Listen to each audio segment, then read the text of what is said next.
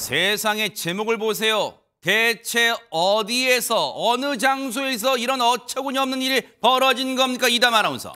남북 하나재단이라는 곳에서 벌어진 일입니다. 남북 하나재단은 북한 이탈 주민의 정착을 돕는 사업을 하는 통일부 산하기관입니다. 많이 들어봤어요, 진짜. 네. 이 재단의 이사장이 툭하면 이제 성희롱성 발언이나 그걸 비롯한 부적절한 발언을 했다고요. 직원들이 이거를 폭로를 했습니다. 근데 얘기를 들어보면요, 내용이 좀 가관입니다. 먼저 어떤 발언이었는지 좀 전해드릴게요. 네. 예를 들면 육아휴직 후에 복직한 직원에게 예전에는 밭을 매다가도 애 낳고 사흘 만에 일했다 라면서 그 정도 휴직을 하면 내가 예전에 일하던 곳에서는 자리가 없어졌을 것이다 라고 이야기를 했다는 겁니다. 바로 조민호 남북 하나재단 이사장의 말인데요. 이게 복직한 직원에게는 약간 협박성 발언으로도 느껴질 수 있기 때문에 직원들이 문제 제기를 한 거고요. 그런가 하면 또 어떤 직원은 아내가 제왕절개로 출산을 했다라고 이야기를 하니까 제왕절개가 뭘 애 낳는 거냐, 박스에서 꺼낸 거지라는 이야기를 했다고 합니다. 이게 사람의 입에서 나올 말이에요? 이게 사람의 입에서 나올 말입니까? 조민호 이사장 본인도 어머니 복중에서 태어났으면서 지금 제왕절개로 태어난 아이 그 제왕절개를 박스에서 꺼낸 이종건 평론가 이거 어떻게 봐야 됩니까 이거? 네, 하나재단에 있어서는 안 될 사람입니다. 일단 성인지 감수성이 최하고요. 근데 성인지 감수성만이 아닙니다. 그러니까 여직원들이 반바지를 입고 오면 막 그 시선을 계속 아래로 훑는 이런 어떤 성희롱성 그런 태도만이 아닙니다. 제가 아까 하나재단에 있어서는 안 될 사람이라고 왜 표현하는지 아십니까? 탈북민들이 그러니까 국정원 직원 말고 민간인들을 처음으로 만나는 곳이 하나재단입니다. 아하. 무조건 이 국정원의 어떤 조사 마치면 하나재단에서 정착을 위해서 교육도 받아야 되고 그러면 남한의 가장 그 민간인으로서 처음으로 이렇게 그 대한민국을 소개해야 되는 네. 그런 곳이거든요. 네. 거기에 책임자가 탈북민 직원을 바퀴벌레라고 불렀다는 겁니다. 아니 탈북민들을 정착시키는데 가장 애를 써야 될 그 재단의 책임자가 탈북민 직원들을 바퀴벌레라고 부른다면 이 하나재단에 있어야 될 이유가 없지 않겠습니까? 물론 직원분들의 얘기, 주장이라고 해두겠습니다만 저 직원분들이 없는 말을 일부러 만들어낼 일은 만무하잖아요. 얼마나 억장이 무너지고 분했으면 이렇게 지금 언론에 제보할 거 아니에요. 자신들을 탈북민 직원들을 바퀴벌레라 부른다고 그 사람이 할 짓입니까? 안진영 기자님. 그런데 이 막말 여기서 그치지 않습니다. 직원이 녹취한 이 녹취록이 한 언론을 통해 공개됐는데 여기에 담긴 내용 역시 굉장히 충격적입니다. 그 내용을 말씀드리면 이 직원들 간의 식사 자리였습니다. 그런데 일본 사람들이 족보가 없고 조상을 찾을 수 없다. 이런 취지의 얘기를 하면서 기모노의 유래를 설명했는데 그때 나온 이야기는 허리에 담요 차고 남자만 오면 자리를 깐다. 그러니 누가 아비인지 알 수 없다는 얘기를 했다는 거고요. 임진왜란 때 남성이 많이 전사하면서 아무 데서나 성행위가 이루어졌다는 이런 주장을 펼쳤다는 겁니다.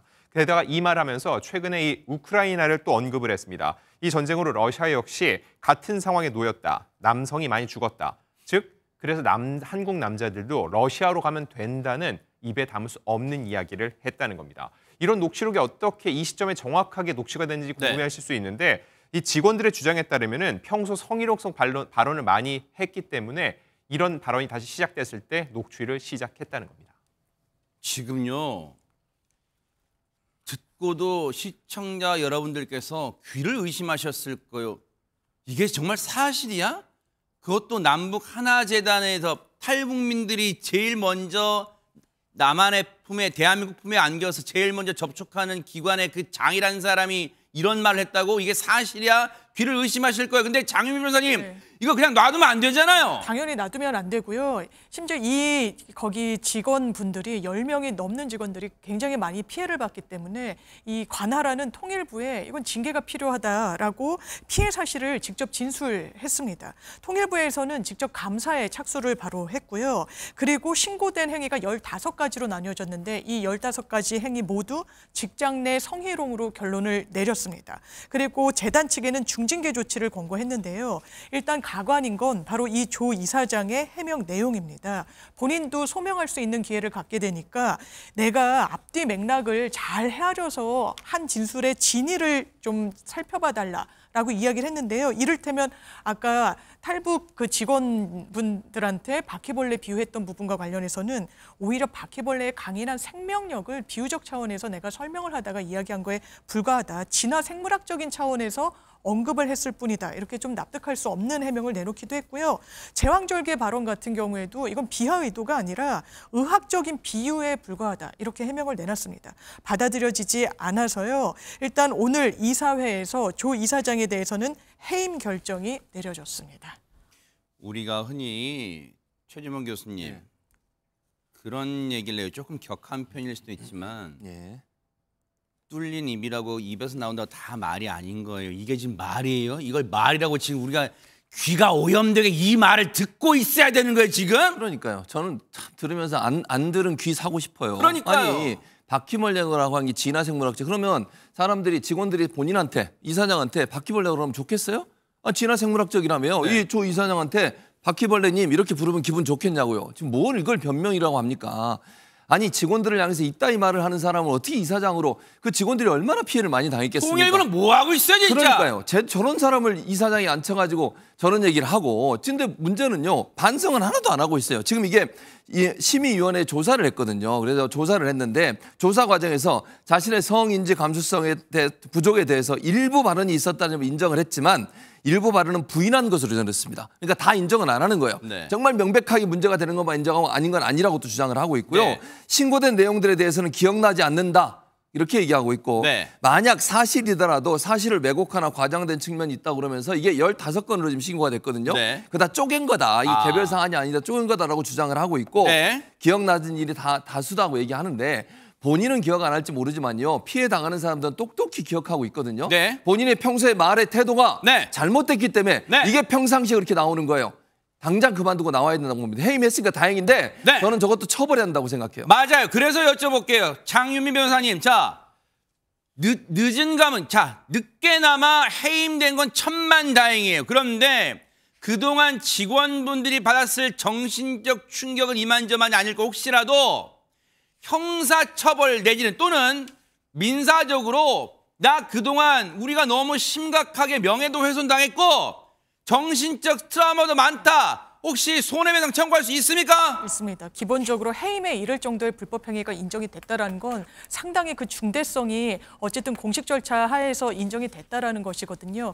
그렇다면 이런 여러 이 발언들과 관련해서 특정 직원에게 바퀴벌레라고 지칭을 했다는 건 이건 모욕죄에 해당을 하는 겁니다. 그리고 이제 기모노를 대단히 좀 부적절하게 이야기를 하면서 일본 여성들이 뭐 어쩌고저쩌고 뭐 아빠도 알 수 없다라고 하면서 그 맥락에서 특정 직원한테 일본 여성을 닮았다 뭐 이렇게도 지칭했다는 거예요. 대단히 모욕적이거든요. 그러면 이건 개별 이 피해자들에 대해서는 모욕죄 형사적으로 성립할 수 있고요. 이런 부정행위에 대해서는 당연하지만 정신적 손해배상, 이른바 위자료 청구가 가능하게 됩니다. 그렇다면 민사적인 형사적인 두 가지의 법적 책임을 부담해야 되는 그런 상황에 처했다고 보면 될 것 같습니다. 어떻게 저런 사람이 버젓이 그동안 그리고 해임은 됐지만 통일부도요. 그동안의 비판이 잘 올 수 없어요. 그동안 뭐 한 거예요? 이런 얘기를 처음 들었을 거예요? 반드시 이번 일로 앞으로 올 사람은요. 반드시 이 검증도 철저히 좀 할 수 있는 그런 시스템을 만들어 주기를 바랍니다.